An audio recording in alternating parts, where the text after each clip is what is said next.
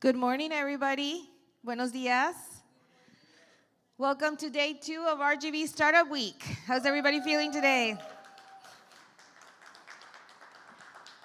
I hope you all had a great day 1 yesterday. We were filled with sessions and workshops and trainings, and we had El Dr. Simi in the evening. It was a great, great day. But today, it's another great day. So today we are filled with panels from, panels related to industry, to community, to government, all the way to our youth panel this evening, and our 2 for 2 competition, you $2,000 for 2 minutes. It's gonna be a great day. We invite everybody to stay around, and we had a lot of sessions in the back that are gonna be going on too, so a great day today.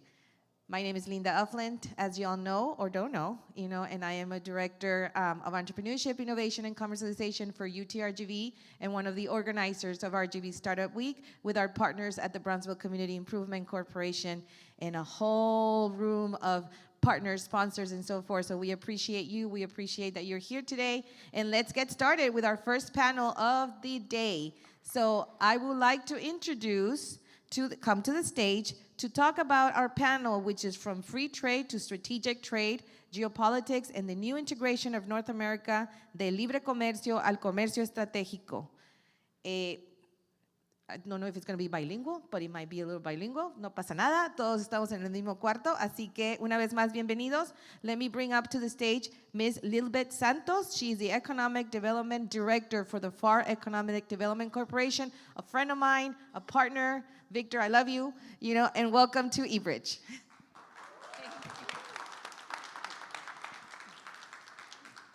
Thank you, Linda, for that wonderful introduction, definitely. Of course, this is going to be a bilingual panel. We have a very unique panel this morning, very nice, very important. And we're going to have the pleasure to split between Spanish and English. So, my name is Lilbeth Santos, como dijo muy bien Linda, muchos me conocen como Lili, y soy la directora de Desarrollo Económico Empresarial para la Corporación de Desarrollo Económico de la ciudad de FAR. Muchas gracias por esta invitación. Voy a tener el placer en la mañana de hoy de estar acompañada de un panel muy, pero muy único. Ya como mencionó Linda, no voy a ser redundante para poder aprovechar un poco el tiempo. Vamos en un panel muy dinámico del libre comercio al comercio estratégico, aspectos de geopolítica, así también como de atracción de inversión en cuanto al contexto de los diferentes estados de derechos que nos encontramos tanto en México como en Estados Unidos. Hace una década aproximadamente hablamos del libre comercio. Hoy en día hablamos un poquito más de aspectos de seguridad nacional, cadenas resilientes y la geopolítica. La pregunta es simple. ¿El comercio sigue siendo realmente libre o ya es un aspecto más estratégico? Y si es estratégico, ¿la frontera de Texas, México, será el epicentro de este cambio? 10 years ago, we talked about free trade. Today, we talk about national security, resilient supply chain, and geopolitics. The question is simple. Is trade still be free, or has it become strategic? And it is strategic. Is Texas-Mexico border the epicenter of this?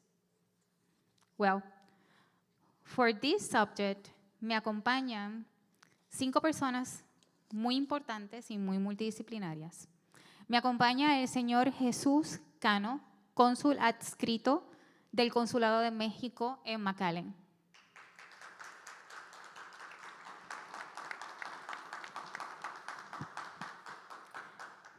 Bienvenido y gracias por estar con nosotros.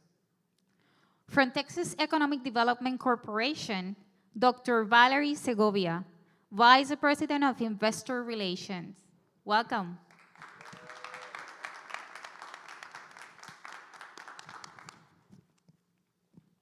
Thank you for being here, Doctor.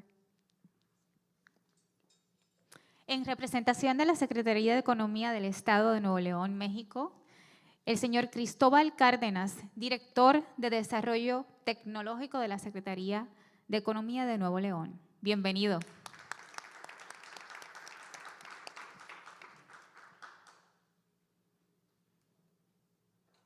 Gracias por su presencia.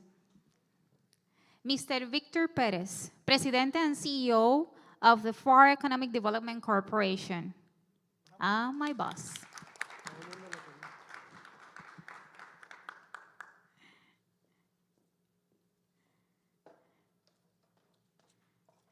And also Mr. Sergio Muñoz Jr., Texas State Representative District 36. Gracias.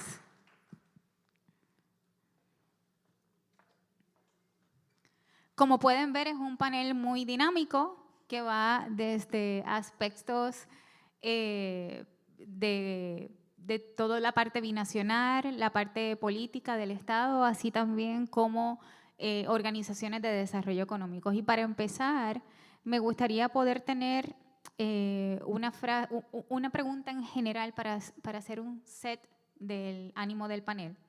En una sola frase, me gustaría que me pudieran decir, en los últimos 3-5 años, ¿qué ha redefinido el comercio global? In one sentence, this is going to be a general questions for all the panelists. What changed in the last 3-5 years that redefined global trade? Hello. I will say the geopolitical rearrangement. Okay. It has been the main factor, I guess. Hello, everyone. Good morning. So I believe in these last 3 to 5 years, it's really been about the focus, the willingness, at least from the Texas perspective, just to do more, to be more. But of course, there's lots of distractions at times, but Texas remains focused on doing more and taking advantage of stronger relationships. Amazing. Well, good morning. Thank you very much for the invitation. As a passionate techie, apart from the geopolitical situation, I would definitely say artificial intelligence and accelerated digitalization. Great. Good morning, and thank you again for the invitation and being here. I will say I would put it on 2 things. One is advanced technology and trying to make business, commerce work more efficiently. But I think also strengthening and enhancing the partnerships and bonds, not only with Mexico, but with other nations, and making sure that we can move trade more efficiently and effectively for the area. Awesome. Yes, good morning. And before we continue, I'd like to thank the panelists that are here with us. It's an honor to be up here with them. We have an event in FAR Thursday, so I invite you all. I want to take this opportunity for that. But one of the things that I see that we didn't see, 5 years ago was, just companies would come over and they were interested in incentives. They were interested, what can you offer us? Today is very different now. They want, workforce development. They want to see, do we have the workforce? They talk about, being at a strategic location. They talk about, trade and commerce through the FAR International Bridge.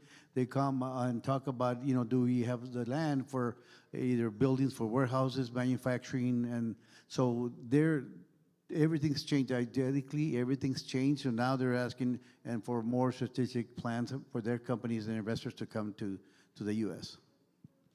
Thank you. Thank you, Mr. Pérez. En ánimos de poder ir un poquito más profundo con la plática, me gustaría poder comenzar con el cónsul adscrito, Jesús Cano. Durante décadas, la relación entre México y Estados Unidos se ha definido principalmente por el comercio. Hoy, en un contexto un poquito más marcado, por tensiones geopolíticas, disrupciones de cadenas de suministros y la relocalización de industria, esa relación se ha visto evolucionando constantemente hacia algo más profundo cada vez. A lo que muchas personas llaman y conocen como alianzas estratégicas. La diplomacia ya no gestiona solamente una relación política, sino que también compite para la atracción de inversión, talento y confianza. En este escenario surgen diferentes preguntas que son claves. ¿Es México percibido como un socio confiable? ¿Qué papel juega Texas como un punto de convergencia de esta transformación? Y quizás lo más importante, ¿cuál es la narrativa que debería cambiar para México se consolide su posición como un destino estratégico dentro de la inversión comercial? Dicho eso, ¿Cómo está cambiando la relación México-Estados Unidos de socios comerciales a socios estratégicos? Muchas gracias, Lisbeth. Te voy a pedir a ver si me ayudas a traducirlo al inglés porque no es tan fluido mi inglés, entonces te voy a contestar en español. ¿Te parece? Claro.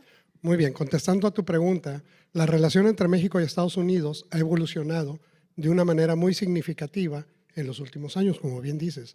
Hoy ya no hablamos únicamente de un intercambio comercial, sino de una integración productiva profunda donde nuestras economías están interconectadas en cadenas de valor compartidas. Luego le sigo, pero ahí me quedo para que puedas traducir. Pues realmente no voy a traducirlo porque desde que comenzamos Ok, va a ser el bien. panel dijimos que iba a ser un panel binacional, así que he querido dar la deferencia a mis panelistas de México que puedan expresarse en su idioma nativo, así también como mis colegas de Texas están más que bienvenidos a continuar. Perfecto, entonces continúo. En este orden de ideas, el TEMEC, el Tratado de Libre Comercio, ha sido clave en esta transición al ofrecer certidumbre jurídica y reglas claras. Sin embargo, el cambio más relevante es conceptual. Estamos pasando de ser socios comerciales a ser socios estratégicos, como bien dijiste, en la competitividad global de Norteamérica, particularmente frente a otros bloques económicos. Y eso es muy importante, cómo está cambiando el aspecto de la diplomacia, en qué aspectos se envuelve. ¿Qué papel juega la diplomacia hoy al atraer la inversión más allá de una política tradicional? Esta pregunta me gustó mucho, porque la diplomacia hoy es ante todo una diplomacia económica activa. Desde el Consulado de México en McAllen trabajamos como facilitadores entre gobiernos, empresas y comunidades. Esto implica generar confianza, acercar la información estratégica, vincular actores claves y acompañarlos en el proceso de inversión, en coordinación con entidades como el FAR Economic Development Corporation y autoridades locales, contribuimos a crear un entorno favorable para los negocios.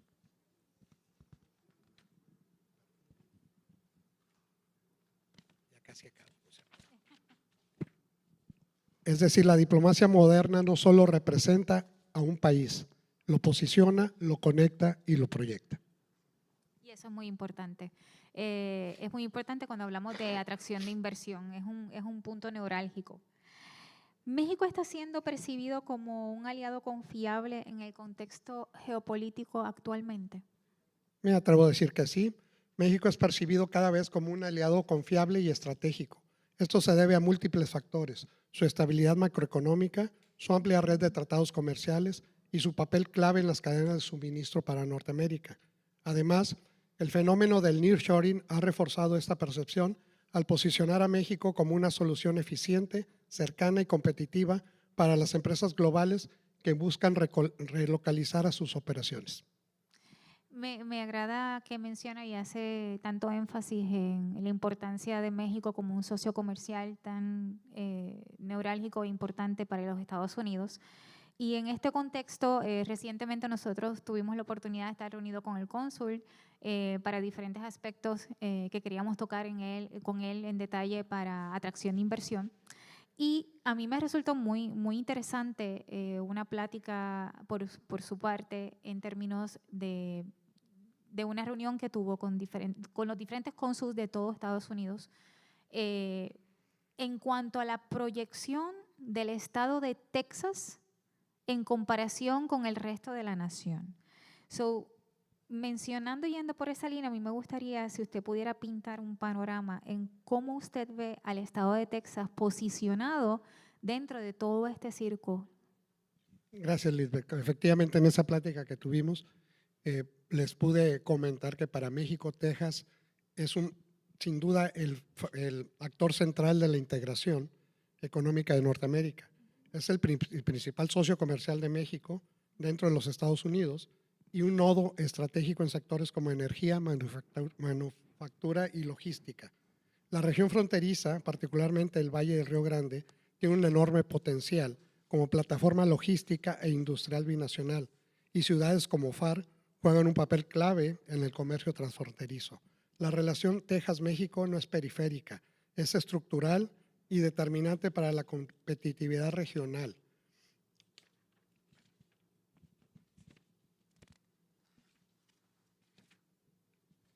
Y nada más quisiera agregarles que simplemente el comercio de México con Texas es el 80% de nuestro comercio. Y también quisiera agregar que el intercambio comercial entre México y Estados Unidos a raíz del TEMEC en todo el 2025 superó los 780 billones de dólares. Eso significa, si le pones numeritos, es 1.65 millones de dólares por minuto. Entonces es algo Amazing. es algo impresionante y estamos, como lo dije desde un principio, en el lugar estratégico, ¿verdad? Este es el punto neurálgico de todo el comercio. Así es, esta frontera es un epicentro y tocando ese punto en particular, me gustaría pasar un poquito a la narrativa del Estado. I would like to move now to explore aspects of this subject with EDOs, whereby I will be moved with Dr. Segovia, Head of Investor Relations at TEDC, or Texas Economic Development Corporation. As global trade shifts from a focus of efficiency to one shaped by resilience and geopolitics, North America is being redefined as strategic platform for investment. Today, global investors are looking at not just cost, like Mr. Perez was mentioned, but proximity, supply chain security, and geopolitical stability. These raise important questions about regional dynamics. Does Texas compete with or complement Mexico in the nearshoring landscape? Which industries are driving this transformation? And ultimately, as global order evolves, where does Texas stand and what is its strongest competitive advantage in this new era of strategic trade? So saying that, my first question for you, Dr. Segovia, is what are the global investors prioritizing today? Cost, proximity, or geopolitical stability? Such a great question, and I think they prioritize all of those things, exactly, but maybe perhaps in the reverse order of what you mentioned. I think for Texas and so many of our investors, those interested either throughout the state of Texas, those within the U.S. that are looking to Texas, and even internationally, excuse me, I think that everyone wants stability. They definitely have to have stability. They want to know about proximity. Is it going to be easy? And is there a willingness to do business?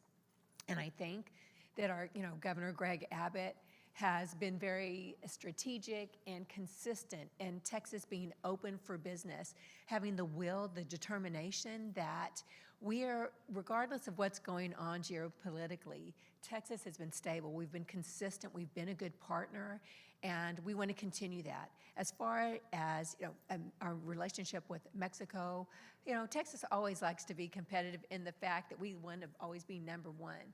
But our relationship with Mexico and those businesses and our colleagues along the border, we love them, we respect them, we need them. This is a relationship that has been, goes throughout history, but one we always look forward in doing more. It only enriches both of us. So honestly, when we compete, we're competing against ourselves as far as Texas wanting to always do better, be number one, maintain. But as it relates to the border area in Mexico, we want to support. We're doing as much as we can. As a matter of fact, I just returned on Saturday, late Saturday, and excuse me, I feel still a bit jet lagged. But we were on a 3-country tour. The mission was led by the wonderful, absolutely wonderful First Lady Cecilia Abbott, Secretary of State Nelson, Adriana Cruz, of course everyone knows her, and then our President and CEO, Aaron Dimerson, along with many of our investors.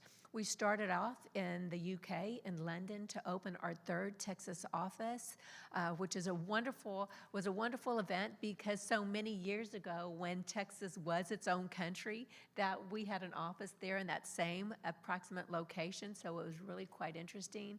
But of the three, we also have an office we opened up a couple of years ago in Taiwan, but the longest standing Texas office has been in Mexico City. So we appreciate the relationship. We want to continue that strong relationship. But I'll tell you, during those three different countries we toured, it was, again, the UK, we went on to the Netherlands and to Germany, of course, to do business, and not only for the state of Texas, but our investors. And we did a lot of work for the World Cup, FIFA coming to Texas, Dallas, and Houston.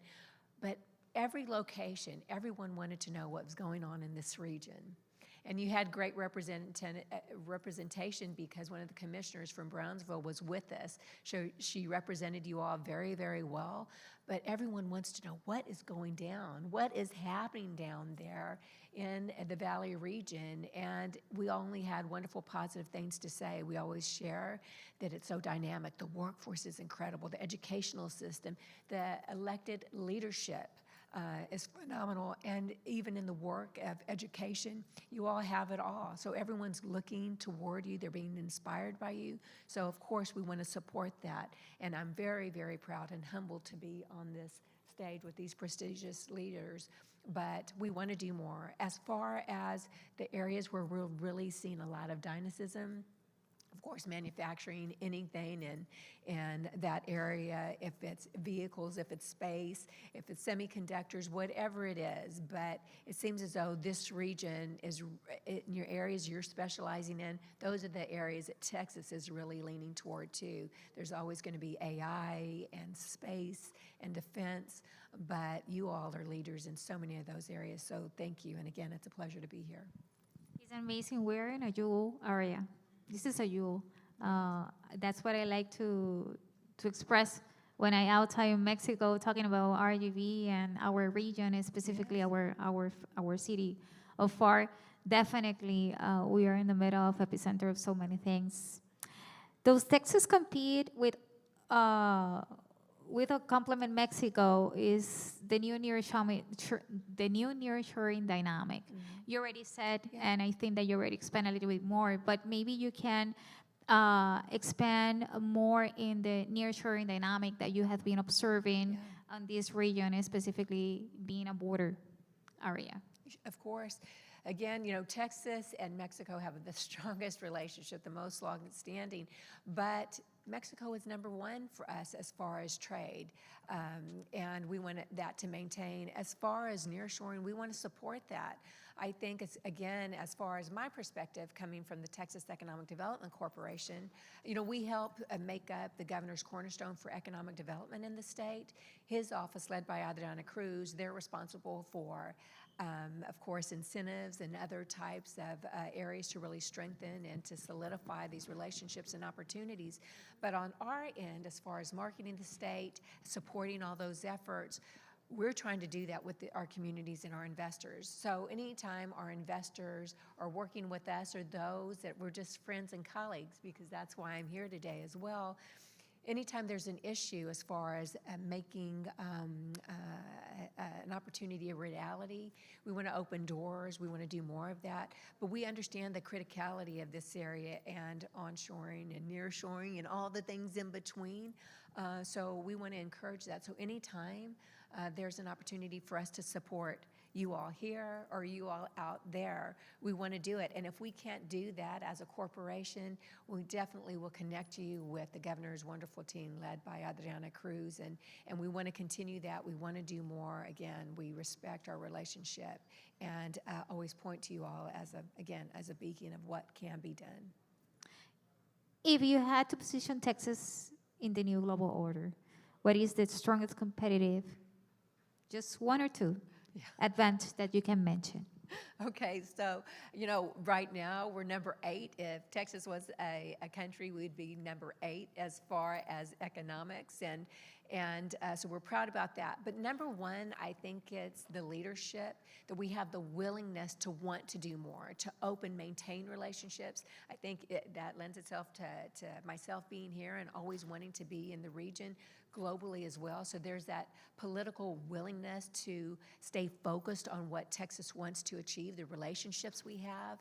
We have the strength of our elected officials that have the desire to put money in budgets to support whatever it is. And again, it's the proximity to where things are happening. We have all the advantages of our unfortunate other states in the U.S. that just don't have.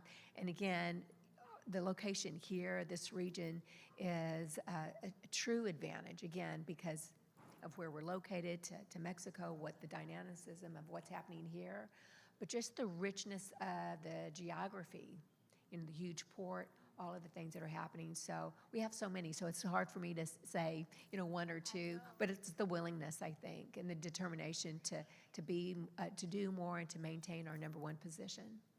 Thank you, Dr. Segovia. I would like to make a little space here. The consul, Jesus Cano, need to leave. He have a prior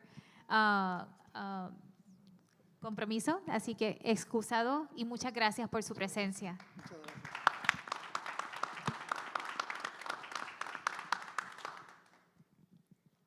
Siendo el Valle una región fronteriza, no puede faltar observar el panorama del lado de México, por lo que voy a dar continuidad al panel con el señor Cristóbal Cárdenas, director de Desarrollo Tecnológico de la Secretaría de Economía del Estado de Nuevo León.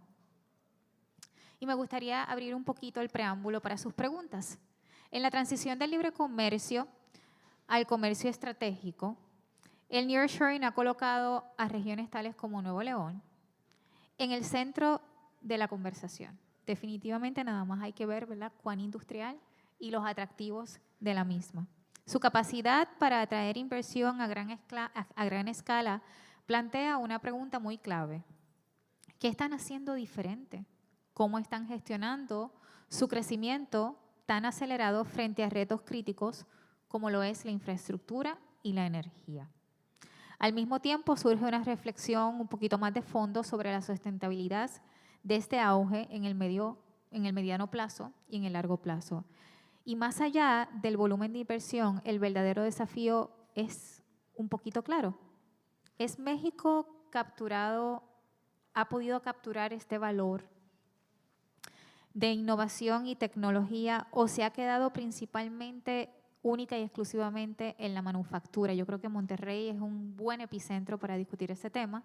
Y dicho eso, me gustaría comenzar con la primera pregunta. Nuevo León es uno de los principales receptores del nearshoring. ¿Qué está haciendo Nuevo León diferente? Muchas gracias, Lilbeth. Out of respect for our English-speaking panelists, I'll give half of my answer in English and half of my answer in Spanish. I feel that at this current moment, we are at a latchkey moment in a geopolitical sense, and I think technology is a very important variable in that whole sense. Thanks to the leadership and vision of our governor, Dr. Samuel Garcia, he said, we have to have the Silicon Valley of Latin America here in Monterrey, Mexico. And how are we achieving that? I think it goes in hand with what you are saying. Well, in general, we don't actually refer to nearshoring as nearshoring. We call it smart shoring, because there's a huge element of, first of all, the capacity of the human resources. I think the cipher last time I checked, it was Nuevo León was having the graduation of, I think, over 25,000 skilled and specialized engineers in different, different sectors per year. So we're talking about a very specialized workforce. I think two of the most important, or three of the most important universities in Mexico are actually in Monterrey. So I think one of the things is talent. And our secretary, Madam Betsabe Rocha, always emphasizes that talent is the most important part. In fact, from my direction, direction of technological development in the state of Nuevo León, we are constantly focusing and having a huge effort on making sure our SMBs, which actually a statistic I didn't actually believe until I actually consulted and made sure, over 99% of economic units in Nuevo León are SMBs. 99%, that's a huge amount. So we're having a huge effort on responsible, ethical, and sustainable digitalization. We've had a couple of workshops with globally relevant technology brands such as Meta, such as OpenAI. In fact, in January, I think we had a workshop with OpenAI where we facilitated the knowledge of ChatGPT to over 600 people, which were three audiences: students, startups, and SMBs. And the startup element is also important because we're making a huge effort on promoting, helping finance, and making sure that our startups are having not only a local and regional reach, but also a global reach. I'll change to Spanish. En el sentido de que estamos haciendo un enorme esfuerzo de digitalización, que también, pues, de hecho, tenemos programas de digitalización de pymes con el Tecnológico de Monterrey, con la CAINTRA, que es la Cámara de la Industria de la Transformación. Usted mencionaba, la manufactura es quizá de los elementos más importantes de México y por eso ahorita queremos empezar a hacer una orientación, gracias al liderazgo del gobernador Samuel García, de manufactura a una economía basada en el conocimiento. Es decir, tener más empresas orientadas a informática, a tecnología y a inteligencia artificial. Y como le digo, mucho tiene que ver con el recurso humano especializado, mucho tiene que ver con los programas que tiene el propio gobierno para fomentarlo, pero gracias a un gran fenómeno que es que Nuevo León es muy echado para adelante, como dicen los mexicanos, compartimos muchos de los valores con Texas, como bien lo comentábamos ahorita. No recuerdo a quién estoy citando, disculpen que no les tengo el dato, pero alguien decía, pues no es como que nos vamos a mudar, ¿verdad? Dentro de 100 años aquí vamos a seguir México, Texas, Nuevo León y el contexto geográfico probablemente sea igual. Entonces, esta proximidad, esta cantidad de inversión y esta cantidad de comercio nos habilita esa gran fortuna y gran privilegio de tener la facilidad de tener este desarrollo. Hace poquito creo que pegamos los 200,000 millones de dólares de inversión extranjera directa, 200 billion en cifra americana, y es gran parte gracias a que estamos fomentando la tecnología. Siempre que llega una empresa extranjera a buscar una inversión en Nuevo León, siempre preguntan, bueno, ¿qué están haciendo en materia de tecnología? ¿Cómo están asegurando la seguridad comercial y seguridad económica de que, pues además de tener todas las rutas comerciales, tengamos acceso a la tecnología necesaria que hoy en día, pues gracias al fenómeno, podríamos llamarlo aún globalización, sigue siendo tan relevante. En contexto de eso también creo que estamos viendo una reconfiguración de las cadenas de suministro, un nuevo regionalismo en Norteamérica. Creo que es importante tomar ventaja absoluta de este momento y de esta oportunidad, porque eso definitivamente frente a competidores en otras áreas del mundo será sumamente relevante el día de hoy y el día de mañana. Me parece muy interesante y mencionando aspectos o nichos muy específicos como el que mencionabas en cuanto a inteligencia artificial y AI. Es bien conocido que es un nicho que para establecerse en un lugar tienen retos muy grandes en cuanto a infraestructura se refiere, entiéndase energía, consumo de agua y demás. ¿Cuál es el equilibrio en cuanto al crecimiento que está teniendo Monterrey en este momento, Nuevo León, y los aspectos y retos que puedan tener en cuanto a infraestructura y energía? Ahora voy a empezar con español. Creo que es indispensable considerar que, uno, Nuevo León siempre se ha regido, y por lo menos esta administración ha apostado de forma directa, con el modelo de triple hélice. ¿Qué significa esto? Gobierno no actúa sin consultar a la iniciativa privada, uno de los ejes de la hélice, y a la academia. Entonces, realmente hay mucho más legitimidad y mucho más, digamos, importancia percibida en las iniciativas que tenemos porque siempre consideramos a esas dos voces que pues, para finalidad de gobierno son indispensables, ¿no? Que dicen los expertos y que dice el mercado. Entonces, constantemente estamos buscando tener interlocución con las empresas para que pues, la CFE, que es la Comisión Federal de Electricidad, tenga el suministro suficiente para las iniciativas. And I think that is, the base point, how much electricity we're going to have. I think that when you talk about AI and exponential digitalization, two of the main challenges we will face will be cooling. All electronic systems have a byproduct of heat.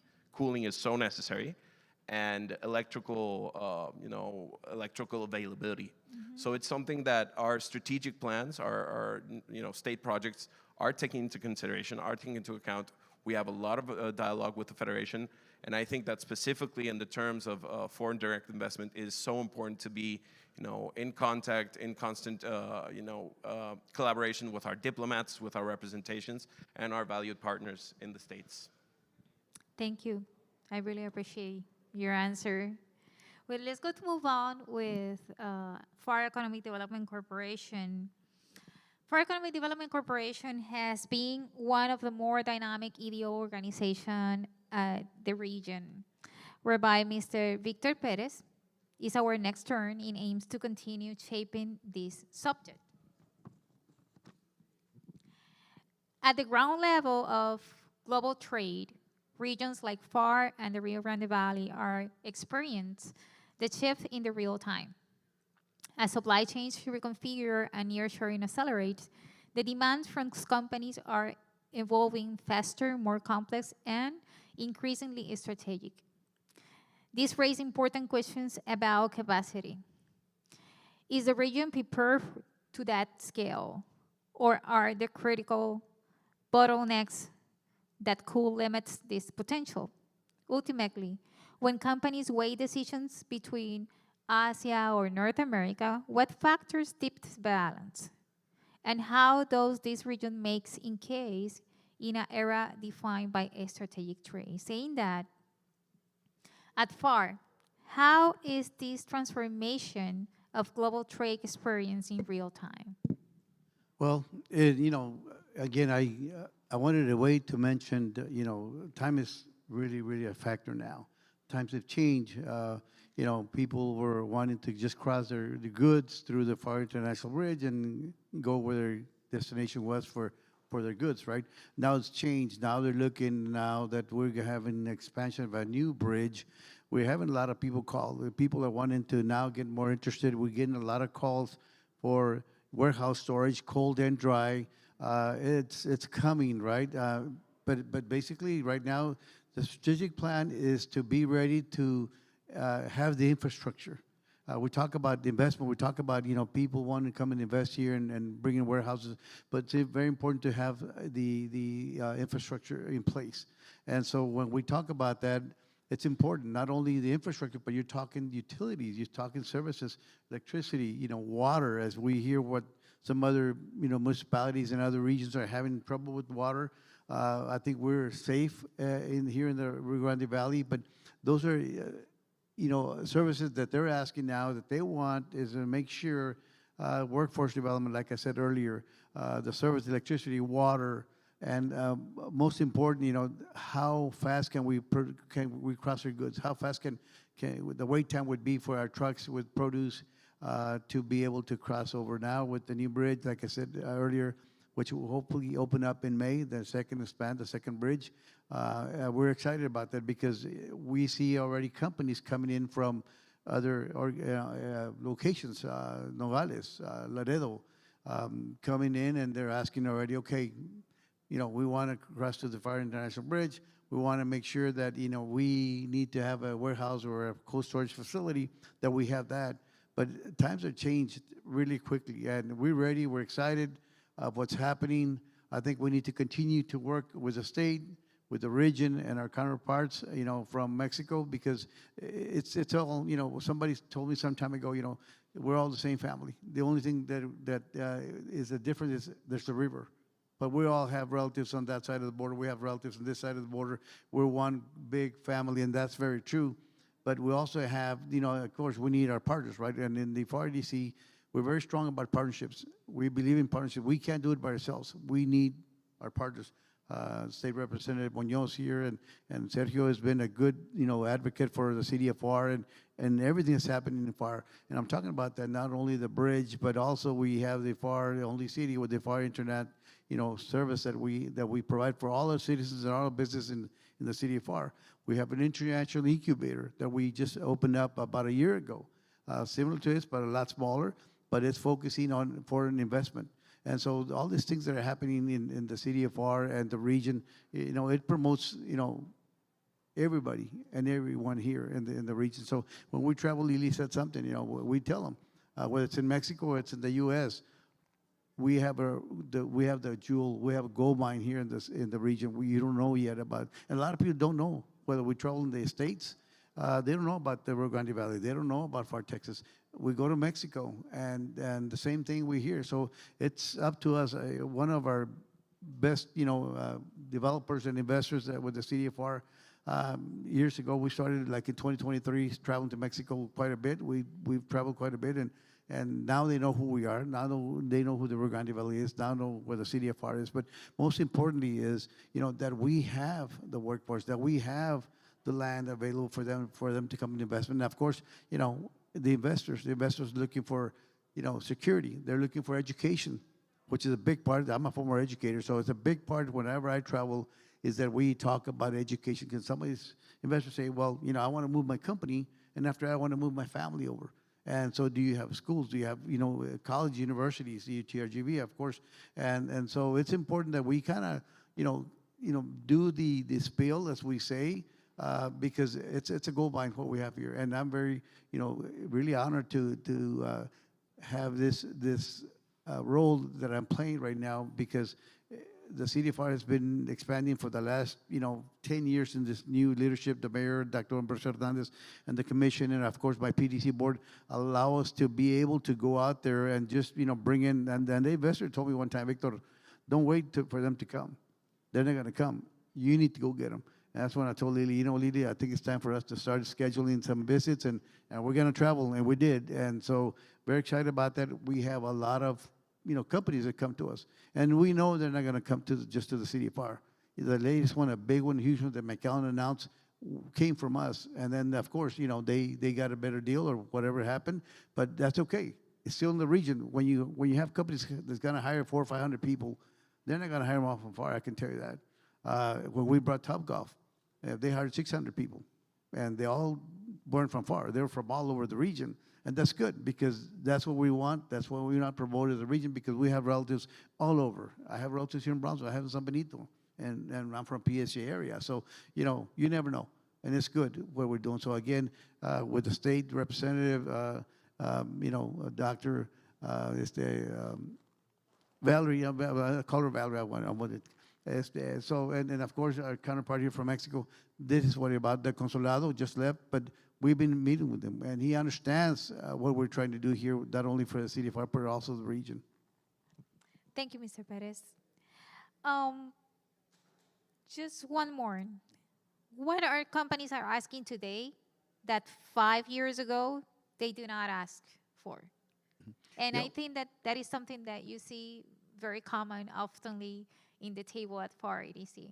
So how you can share with us? Well, they again, I think I kind of said a little bit earlier, they want the workforce. Do you have the workforce? And we're our partners, talking about partnerships. We have Task Force Commission, Task Force Solutions. We have ISDC, UTRGV, and we work with, everybody and anybody, right, that we can. I know we work with staffing agencies as well, because we got these companies coming in. But it's very important that, they now ask for proximity to the border. They ask for crossings, like I mentioned about the bridge. How long is it going to take my goods to cross the bridge and continue east or west, wherever they're taking their goods? But most importantly, they want services, electricity, water. They want to know, what the city of FAR, the county, the state can help us with incentives. And so it's really changed education. They want to know about education. They want to know about, where is it that I can benefit from, and do you have the land, which is very important. And so having the infrastructure for the land, then you can really entice some of these companies to come over and invest here in the region. Thank you. The state played a very important role as policymakers. So I would like to explore this turn with Sergio Munoz, Texas Representative District 36. And I will go straight forward to the questions since we are short on time frame. So, saying that, how is Texas adapting to a world where trade is driven by geopolitics rather than just market force? Well, I think the first and foremost, what we have to do is we work hand in hand in partnership with our economic development corporations in our cities. And the perfect example we have here is with Mr. Perez and his staff, everybody in FAR, EDC, the city of FAR with Dr. Hernandez and so forth, making sure that we have that communication and that we work strategically because we get the information from them and they tell us, okay, this is what will benefit the city. This is what will benefit the bridge. What can we do on the state level to change policy or to change the law to where we can move goods more efficiently? For example, we work on the overweight corridor, which we did years ago for the FAR International Bridge to allow the movement of produce and goods more efficiently or at a higher capacity, so that way they can be taken to the warehouse and taken off the truck and then, they continue to move to the rest of the United States. But that information and so forth is coming directly from people that are on the front lines and seeing it day in and day out. So I think we need to work to make sure that as policymakers, we're getting the correct information, we're getting the right information, and that the changes that we're looking at are impacting businesses, like Mr. Perez said. It's not just for FAR, it's impacting the whole region. And when he talks about what are we doing for the FAR International Bridge, well, it's like he mentioned, it's also the quality of life. Why do people want to not only invest, but why do they want to live here? And it's something that we work on and we can do in terms of policy changes, but working with the leaders within our community. Thank you. Is current the state investment in border infrastructure enough for the growth that we're expecting? I will say, in my opinion, it's not enough. And just one of the things that we advocate for year after year, especially representing the area here in the Rio Grande Valley, FAR, the surrounding communities, is we're always, we not only want to have a seat at the table, but we want to make sure that we're getting our fair share, right? We're partners in the economy here in Texas. We're partners in terms of contributing to investment, contributing to the economic prosperity of Texas. So we want to make sure that we're getting our corresponding amount and our fair share when it comes to infrastructure investment.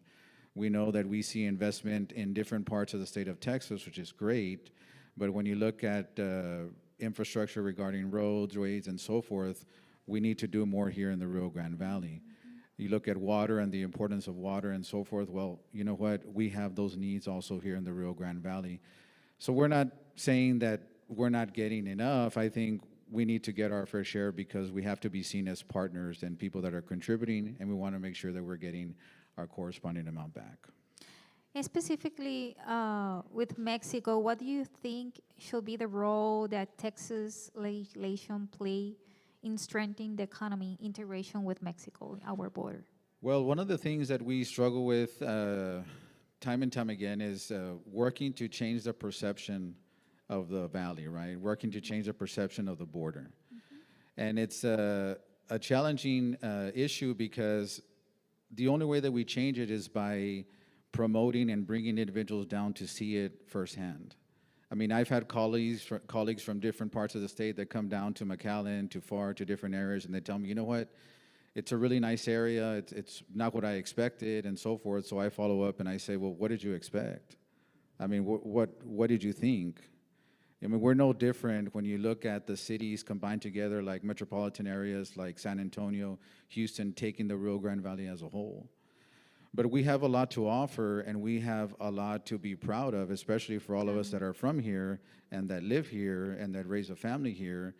And changing that perception and promoting where we're from and why people should do business here in the Valley and live here is something that I think we need to work harder on as elected officials, not only myself, but other colleagues that represent different parts of the state, and make sure that we let people know that as Texas, of course, we're open for business. We appreciate that. We like that. But we're also a safe area, and we're also a protected area. We all appreciate the security. We all want security for ourselves and for our family. But that perception needs to change, and working with our colleagues in Mexico also is important, because having that relationship and also letting and publicizing it and saying, you know what, we can go to Nuevo León, we can go to different parts of Mexico. We work with the leadership that is there to establish that partnership and those relationships. So that's telling the general public that we can continue to be good neighbors and good partners. That's great. Since we are very short, I will start in just one phrase for each of us here, in one phrase. By 2030, the Texas-Mexico border will be? The best area of Texas. It will be dynamic, it will be stronger and more collegial with our neighbors. I hope full of friendship and automation. Amen. We'll be number one, and we'll continue to be a leader when it comes to the economic development and prosperity for the Valley and for Mexico as well. Great. We'll be leading the nation in everything from industrial manufacturing to produce to anything that comes through our bridge from our great city, our great country, Mexico, and of course, just be the leaders of everything, and that this region will be known all over the state and across the border. An urgent decision that must be made this year, Mr. Perez? I'm sorry? An urgent decision that must be made this year. Very important is, we gotta focus on infrastructure. It's very important, and I think a lot of municipalities, the whole region is behind infrastructure. Whether it's drainage for flooding, whether it's roads, where it's the state representative Muñoz did say something. Yeah, we don't lack it, but we still need to share it. We need more of it too as well. But again, that would be something very important to us is infrastructure in the whole region. Well, I would just say that we need to put politics aside and do what's best for people and the people that we represent. And the only way we can do that is by getting involved and being part of the system and working to make sure that we have leaders that are going to be advocating and doing what is right for the people that they represent. I would say semiconductor opportunities. Great. And from our perspective, as far as the corporation goes, I think it's about strengthening the relations that we have, adding to those relationships and opening doors that otherwise could not have been open because we do see such great opportunity in every area that everyone's discussed. But we are focused truly on supporting everything from education, pre-K to higher ed, to workforce development, and ultimately for economic development for everyone. Amén. Hoy hemos escuchado aquí definitivamente una idea muy clara de que el comercio ya no se define únicamente por costos y su eficiencia, sino también por estrategia y resiliencia, y sobre todo confianza. Hemos hablado un poquito sobre la relación entre México y Estados Unidos y cómo fortalecerla. Aprovechamos la oportunidad para agradecer una vez más a todos los panelistas que nos acompañaron esta mañana por haber dicho que sí, por haber viajado para estar aquí y haber dicho presente, tanto de México, de Austin, regionales. Todos los que ven aquí tienen un tiempo muy constrito. Así que thank you for being here. Thank you for saying yes. Thank you for traveling and support this event, RGV Startup Week, as well for Economic Development Corporation leading this panel. So muchas gracias a nuestros panelistas y a todos ustedes por ser parte de nuestra conversación.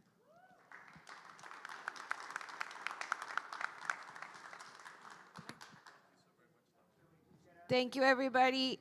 Just a couple of things. FAR EDC will have RGV Startup Week at their site at the FAR Global Business Hub on Thursday afternoon, all international content, so don't miss that. We're going to take a picture really quick.